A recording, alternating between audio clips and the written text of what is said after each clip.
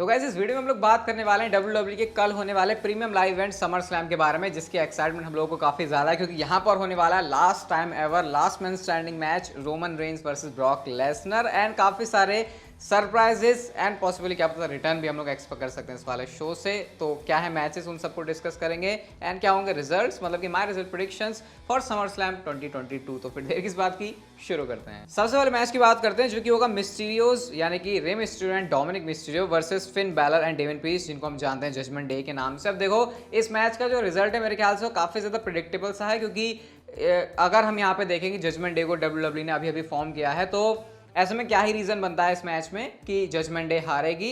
भले ही Rey Mysterio की इस समय 20th एनिवर्सरी गई होगी, वैसे भी 20th एनिवर्सरी पर कौन से उनको अच्छी ज़्यादा कोई ट्रीटमेंट मिली थी, बट खैर जो भी है प्रिडिक्शन इसमें काफ़ी सिंपल है। मेरे ख्याल से Finn Balor and Damian Priest को यहाँ पर जीतने की बहुत ज़्यादा ज़रूरत है अगर उनको इस टेबल को जो है आगे लेकर के जाना है। इसके बाद नेक्स्ट मैच आता है Logan Paul versus the Miz के बीच में, एंड इस पूरे फ्यूड के अंदर हम लोगों ने यही देखा है कि WWE ने भरपूर कोशिश करी कि कैसे भी करके वो जो है लोगन पॉल को दिखा सके कि उनको बेबी फेस वाला रिएक्शन मिलता है, मिज को हील वाला रिएक्शन मिलता है। हालांकि उस काम में WWE इतना ज्यादा कोई सक्सेसफुल नहीं हुई है, बट जिस हिसाब से अभी तक स्टोरी लाइन चली है, जैसे हमने रेसलमेनिया के अंदर देखा कि लोगन पॉल को बिट्रे किया गया, मिज ने वो चीज करी और लोगन पॉल को WWE को फैन के बीच में पॉपुलर करना है, तो यहाँ पर उनको मैच हरवाने का मुझे सेंस समझ में नहीं आता।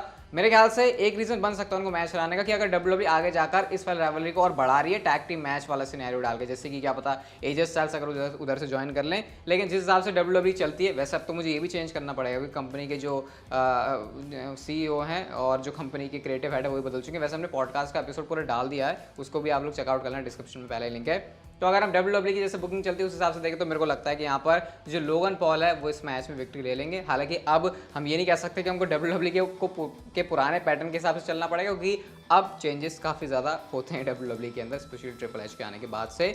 नेक्स्ट मैच आता है रॉ वुमेन्स चैंपियनशिप के लिए Bianca Blair versus Becky Lynch के बीच जो मैच है। मेरे को इस मैच को करवाने का कोई ज़्यादा सेंस समझ में आया नहीं, क्योंकि ये वाली राइवलरी तो ऐसे लग रही है कि ये खत्म ही कभी नहीं हुई थी और WWE ने इसको दोबारा से शुरू कर दिया है। तो इसमें मेरा पर्सनली ज़्यादा कोई इंटरेस्ट भी नहीं है और क्या ही प्रेडिक्ट करूँ इस बारे में मैं। ये तो ऐसा ही है कि WWE किसी को भी विनर बनाते, ज़्यादा कुछ फर्क पड़ेगा नहीं। बेकी लिंच भी इतने टाइम से पहले चैंपियन रह चुकी हैं, तो उनको लेकर भी कोई ज़्यादा ऐसा अलग से होगा नहीं। बियांका ब्लेयर तो ऑलरेडी चैंपियन है, लेकिन मुझे एक सुपरस्टार इसमें पिक करना हो तो मैं यहाँ पर जाऊँगा बियांका ब्लेयर के साथ। नेक्स्ट मैच जो कि शो के ऊपर बहुत ज़्यादा एंटरटेनिंग हो सकता है, एक्सपेक्टेशन भरी लोगों की इस मैच से ज़्यादा नहीं होगी, लेकिन मुझे लगता है कि काफ़ी कुछ इंटरेस्टिंग चीज़ें यहाँ पर हो सकती हैं। और जो मैच है वो है पैट मैकेफी और हैप्पी कॉर्बिन के बीच में। अब इसमें पूरी स्टोरी लाइन यही है कि कैसे भी करके जो है हैप्पी कॉर्बिन परेशान करने की कोशिश कर रहे हैं पैट मैकेफी को, और इंटरेस्टिंगली टेलीविजन के ऊपर भी ये चीज़ देखने में फैंस का इंटरेस्ट आ रहा है। जैसे हमने आज स्मैकडाउन के एपिसोड में भी एंगल देखा था जब उन्होंने लो फ्लो मार दिया था, तो मज़ा तो आएगा इस मैच को देखने में। और मेरे ख्याल से रेसलिंग वाइज भी एक्सपेक्टेशन फैंस की ज़्यादा नहीं है, लेकिन पैट मैकेफी लेवल को बढ़ाना जानते हैं और वो एक काम जो हैप्पी कॉर्बिन से निकलवा सकते हैं। तो मेरे ख्याल से इस मैच की स्टार रेटिंग भी अच्छी होने वाली है और प्रेडिक्शन भी काफ़ी हद तक इसमें सिंपल ही है। मैं जाऊँगा यहाँ पर पैट मैकेफी के साथ में। इसके बाद मैच है स्मैकडाउन वुमेन्स चैंपियनशिप के लिए लिव मॉर्गन वर्सेस रोंडा राउजी के बीच में। अब जैसे कि आपको इस मैच के बारे में पता ही है सीन कि लिव मॉर्गन जो है सक्सेसफुली कैश इन करके दोबारा से चैंपियन बनी है। इस समय फैंस के बीच में उनको पसंद किया जा रहा है। हालांकि अगर मैं ये देखूं कि मनी इन द बैंक के ब्रीफ के जीतने के बाद से, कैश इन के बाद से क्या उनकी बुकिंग सही हुई है, तो डेफिनेटली मेरी नज़रों में तो वैसा है नहीं। बट फिर भी मुझे लगता है WWE ये चैंपियन को जो है थोड़ा लॉन्ग टर्म में बुक करना चाहेगी लिव मॉर्गन को, और ऐसे में रोंडा राउजी के पास से फिर उनको चैंपियनशिप देना, लिव मॉर्गन से लेना, वो कहीं से भी सही डिसीजन नहीं होगा। तो एक अच्छी बुकिंग के हिसाब से मुझे नहीं लगता यहाँ पर कोई टाइटल चेंज है और मैं यहाँ पर जाऊँगा लिव मॉर्गन के साथ में। इसके बाद अगला मैच है अनडिस्प्यूटेड चैंपियनशिप के लिए, जो कि होगा अनडिस्प्यूटेड टैग टीम चैंपियनशिप्स के लिए ऊसोस और स्ट्रीट प्रॉफिट्स का मैच होने वाला है, जहां पर हमको जो रेफरी हैं वो देखने को मिलेंगे जेफ जैरेट। अब जैसा उनका स्मैकडाउन के एपिसोड में हाल हुआ, कुछ खास स्पेशल मुझे लगता नहीं उनका इफेक्ट जो इस मैच के आउटकम में पड़ने वाला है। और वैसे भी एक बात ये भी है कि ब्लड लाइन को WWE फिलहाल हो सकता है थोड़ा स्टेबल में अच्छा रखना चाहे, क्योंकि स्ट्रीट प्रॉफिट्स के पास भी चैंपियनशिप देने से क्या ही अलग हो जाएगा, जो उसोस के पास रख के नहीं हो रहा। तो मुझे कुछ ऐसा बड़ा चेंज नज़र नहीं आता कि स्ट्रीट प्रॉफिट्स के पास भी चैंपियनशिप जाने से कुछ WWE चेंज कर देगी। तो इस हिसाब से मेरी जो प्रेडिक्शन है इस मैच के अंदर वो रहेगी दी ऊसोस की, कि इस मैच में ऊसोस अपनी चैंपियनशिप को जो है सक्सेसफुली रिटेन कर लेंगे और उनकी जो बल्ले बल्ले होने वाली है। जेफ जैरेट यहाँ पर कोई ज़्यादा खास रोल प्ले नहीं कर सकते। इसके बाद अगला जो है काफ़ी इंटरेस्टिंग मैच है, ये हमको देखने को मिलेगा यूनाइटेड स्टेट्स चैंपियनशिप के लिए बॉबी लैशली वर्सेस सेरी के बीच में। अब ये मैच में काफ़ी मज़ेदार सी चीज़ है, क्योंकि इस मैच के ऊपर भी हो सकता है काफ़ी हद तक डिपेंड करे कि जो मेन इवेंट के अंदर Roman Reigns and Brock Lesnar का मैच है उसके अंदर क्या हो सकता है। अब WWE ने मनी इन द बैंक के अंदर क्या किया या फिर विंस मैकमैन ने क्या किया, भले ही उनको चैंपियनशिप हरवा दी थी बॉबी लैशली के पास से, बॉबी लैशली को चैंपियनशिप दे दी थी, लेकिन उसके बाद उन्होंने मनी इन द बैंक का ब्रीफकेस जीता था। तो हो सकता है यहाँ पर एक लड्डू तो थियरी के हाथ में आ जाए, क्या पता वो यूएस चैंपियनशिप जीत जाए या फिर मेन इवेंट के अंदर वो कुछ बड़ा ही लड्डू हाथ में ले लें। बट मुझे अब नहीं लगता कि ऐसा होने वाला है, स्पेशली विंस मैकमैन के जाने के बाद से। आई थिंक यहाँ पर कुछ चेंज है और मेरी प्रेडिक्शन तो यहाँ पर बॉबी लैशली के लिए रहने वाली है कि आखिर क्या वो रीज़न होगा कि WWE इस मैच में थियरी को जितवाएगी और बॉबी लैशली से चैंपियनशिप लेगी, क्योंकि उनका अच्छा खासा जो स्टॉक है वो चल रहा है। तो भाई क्यों ज़रूरत है बॉबी लैशली को छेड़ने की। तो मेरे ख्याल से तो बॉबी लैशली को यहाँ पर विनर बनना चाहिए और उनको सक्सेसफुली अपनी जो चैंपियनशिप है उसको रिटेन कर लेना चाहिए। मतलब थियरी के हाथ में यहाँ पर कुछ नहीं आने वाला। अब बात करते हैं शो के मेन इवेंट की, जो कि मैच होने वाला है अनडिस्प्यूटेड WWE यूनिवर्सल चैंपियनशिप के लिए Roman Reigns versus Brock Lesnar last man standing match. अब इससे पहले कि मैं इस मैच को कुछ प्रेडिक्शन करूं, मैं आपको बताया था इस प्रेडिक्शन वीडियो को देखने के बाद जो हमने एपिसोड डाला है पॉडकास्ट का उसको जाके सुनना जरूर। भाई बहुत डिटेल में डिस्कशन की है, इतनी डिस्कशन मैं यहाँ नहीं कर सकता, यहाँ पे मैं सिर्फ आपको एक नाम बता सकता हूँ, लेकिन अगर आपको डीप में जाना तो फिर उसको जाके सुनना जरूर। समर स्लैम से पहले तो जरूर सुन लेना, अगर आपकी हाइप है तो वो और ज्यादा हो जाएगी और आपकी क्यूरियोसिटी और भी ज्यादा होगी इस मैच को लेकर। अब देखो सिंपल सी बात है, रोमन रेंस WWE का लॉन्ग टर्म में उनके पास अनडिस्प्यूटेड चैंपियनशिप रखने का प्लान है, ये एक पॉइंट हो गया।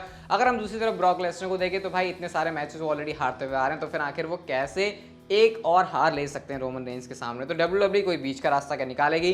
फिर यहाँ पर सेथ रॉलिंस वाला पॉइंट भी मेंशन करना जरूरी है, जिसको हमने एपिसोड में अच्छे से डिस्कस किया, तो आप लोग उसे और सुन सकते हो वहाँ पे, कि अगर WWE सेथ रॉलिंस को इस मैच में डाले तो फिर इस मैच की अलग अलग पॉसिबिलिटीज आ जाती हैं। लेकिन एक बात देखने वाली यहाँ पर यह है कि क्योंकि WWE ने इतने टाइम से रोमन रेंस के अंदर इन्वेस्ट करके रखा हुआ है, उनको जब से वो समर स्लैम में आए थे, 2 साल हो गए ना उस बात को, हाँ जब वो आए थे 2 साल पहले, तब से WWE ने उनको अच्छा बुक किया हुआ है और टाइम लगा दिया रोमन रेंस के ऊपर। तो अब एकदम से उनके पास ऐसे चैंपियनशिप लूटना बीच मझधार में, मेरे ख्याल से मैं कहता हूँ ये थोड़ा सा गलत हो जाएगा। लेकिन ब्रॉक लेसनर भी कैसे बार बार कैसे हारेंगे, तो ये मुझे लगता है WWE ने एक तरफ कुआं एक तरफ खाई वाली सिचुएशन खुद ही अपने लिए पैदा कर दी है। अब जहाँ तक बात आती है इस मैच में थियरी के कैश इन की, तो मुझे किसी भी कीमत पे ये नहीं लगता कि थियरी का जो कैश इन है वो सक्सेसफुल होने वाला है, उनके पास चैंपियनशिप आने वाली है। अगर कैश इन हो जाता शो के ऊपर तो Roman Reigns and Brock Lesnar इतने मेगा स्टार हैं कि उस लेवल की अभी थियरी नहीं है। और मैं समर स्लैम की एंडिंग में ये इमेजिन नहीं कर पा रहा कि समर स्लैम खत्म हो रही है और थियरी के पास में एक कंधे पर WWE चैंपियनशिप और एक तरफ यूनिवर्सल चैंपियनशिप है, ये मेरे से इमेजिन नहीं हो रहा। तो थियरी के कैश इन की पॉसिबिलिटी है यहाँ पे, लेकिन वो सक्सेसफुल होगा इस बात के मुझे चांस नहीं लगते।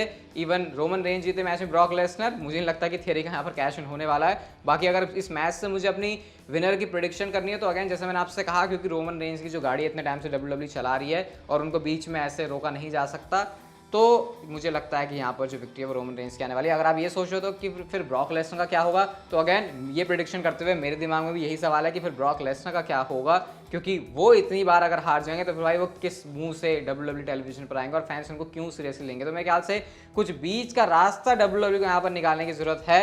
इतना तो मुझे लग रहा है इस मैच के जो फिनिश है वो कॉन्ट्रोवर्शियल होने वाला है, क्योंकि सिंपल सा रिजल्ट रोमन रेंस जीत गया, ब्रॉक लेसनर जीत गए, वो मुझे होता हुआ दूर दूर तक कहीं से भी दिखाई नहीं दे रहा। और अगर ऐसा होता है तो फिर फैंस बहुत ज़्यादा डिसअपॉइंटेड होने वाले हैं। मुझे लगता है इस मैच में या तो फैंस बहुत ज़्यादा खुश होंगे इसकी एंडिंग से, फिर डिसअपॉइंटेड होंगे। ऐसा बीच का कुछ मुझे होता हुआ दिख नहीं रहा और WWE ऐसा कर भी नहीं सकती है, तो काफ़ी है कंफ्यूजिंग। तो प्रिडिक्शन अगर मुझे एक नाम पिक करना, जैसे मैंने कहा मैं रोमन रेंस का करूंगा। बाकी अगर और इसके बारे में डिटेल में जानना है तो भाई मैं फिर से कह रहा हूँ एपिसोड सुन लेना, डिस्क्रिप्शन जाके पहला लिंक है। बाकी कल समर स्लैम में मिलते हैं, फिर वीडियो जो आपको रिव्यू के साथ देखने को मिल जाएगी। और अगर आपको ये वीडियो अच्छी लगी तो इसे like share subscribe notification bell को ऑन कर दो and see you guys in my next video.